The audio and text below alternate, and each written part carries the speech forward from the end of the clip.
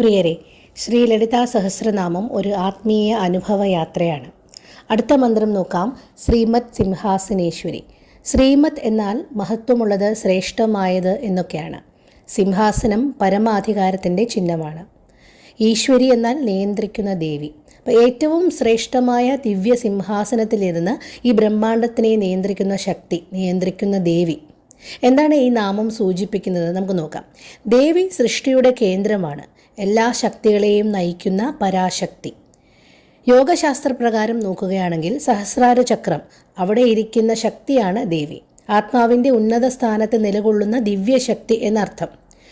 സിംഹം എന്നാൽ മനസ്സിൻ്റെ ശക്തിയെ സൂചിപ്പിക്കുന്നതായി നമുക്ക് കരുതാം. അപ്പോൾ മനസ്സിനെ നിയന്ത്രിച്ച് ആത്മാവിൻ്റെ സിംഹാസനത്തിലിരിക്കുന്ന ശക്തിയാണ് ദേവി.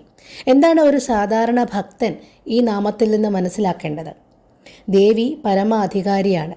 ജീവിതത്തിൽ എല്ലാം ദേവിയാണ് നിയന്ത്രിക്കുന്നത്. അപ്പോൾ എല്ലാം ദേവിയിൽ സമർപ്പിച്ചാൽ നമുക്ക് ഭയം കുറയും. ഭയം കുറയുക എന്നത് ഒരു വ്യക്തിയിൽ ആത്മീയ ശക്തി വർദ്ധിക്കുമ്പോൾ കാണുന്ന ലക്ഷണങ്ങളിൽ ഒന്നാണ്.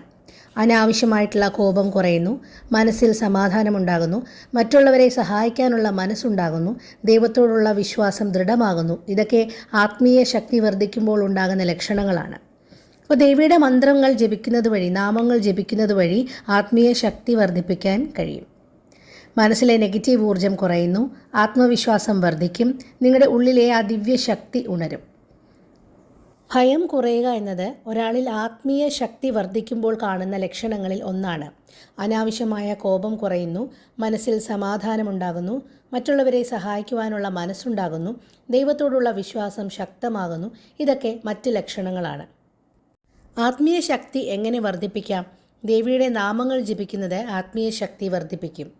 ദേവിയുടെ നാമങ്ങൾ ജപിക്കുമ്പോൾ മനസ്സിലെ നെഗറ്റീവ് ഊർജം കുറയുന്നു, ആത്മവിശ്വാസം വർദ്ധിക്കുന്നു, ഉള്ളിലെ ദിവ്യശക്തി ഉണരുന്നു. ഇതിനോടൊപ്പം തന്നെ സാത്വികമായ ജീവിതവും ആവശ്യമാണ്. അതായത് സത്യവും കരുണയും ഒക്കെ പാലിച്ചു പോകണം. ശ്രീമത് സിംഹാസനേശ്വരിയുടെ കൃപയാൽ നിങ്ങളുടെ മനസ്സ് ശക്തവും ശാന്തവുമാകട്ടെ. അമ്മയുടെ അനുഗ്രഹം നിങ്ങളെ ശരിയായ വഴിയിലേക്ക് നയിക്കട്ടെ. ആ ദൈവിക ശക്തിയാൽ നിങ്ങൾ സംരക്ഷിക്കപ്പെടട്ടെ. കൂടുതൽ അർത്ഥങ്ങൾ പഠിക്കാം. ചാനൽ സബ്സ്ക്രൈബ് ചെയ്യൂ, കാത്തിരിക്കൂ. എന്നെ കേട്ടതിന് വളരെയധികം നന്ദി, സന്തോഷം.